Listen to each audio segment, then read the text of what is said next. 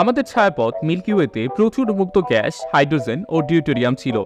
এই গ্যাসের ঘনত্ব কোথাও কোথাও বেশি ছিল, যার ফলে তৈরি হয় মহাজাগতিক মেঘ, যাকে আমরা বলি নেবুলা।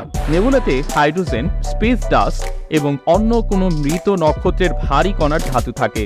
এই নেবুলার আকার তৈরি হওয়া নক্ষত্রের থেকে 10,000 গুণ বড় হতে পারে, কখনো কখনো সেটা আরও বড় হতে পারে। ঠিক এমনই একটি সোলার নেবুলা থেকে বিজ্ঞানীদের মতে 4.6 বিলিয়ন বছর আগে, অর্থাৎ 460 কোটি বছর পূর্বে সূর্য তৈরি হয়। নেবুলার আকার বড় হওয়ায় ভারী কণাগুলো কেন্দ্রে এসে সংঘর্ষ তৈরি করে। এতে অল্প জায়গায় প্রচণ্ড তাপ তৈরি হয়, কারণ হঠাৎ চাপ বৃদ্ধি পেলে তাপেরও পরিবর্তন ঘটে। এভাবে 10 লাখ বছর পর্যন্ত একটি নেবুলা তার কেন্দ্রে ভারী কণাগুলো সংঘর্ষ করতে থাকে, যার ফলে পদার্থের বিরল একটি অবস্থা প্লাজমা তৈরি হয়। এই অবস্থাকে প্রোটোস্টার বলা হয়।